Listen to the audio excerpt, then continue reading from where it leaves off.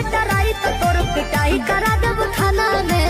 ओहू से नहीं संभाले ले अइबे तो जहर मिला देब खाना में। भेजी पटन लोरे से कहतनी जोरे जोरे से आवे परी तोरा घरे से।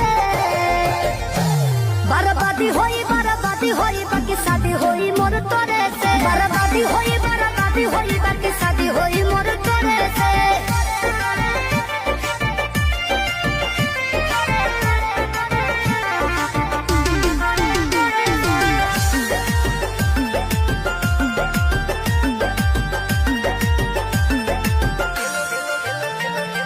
तेलो लगाई गोड़ो दबाई सेवा करब दिन राति रे।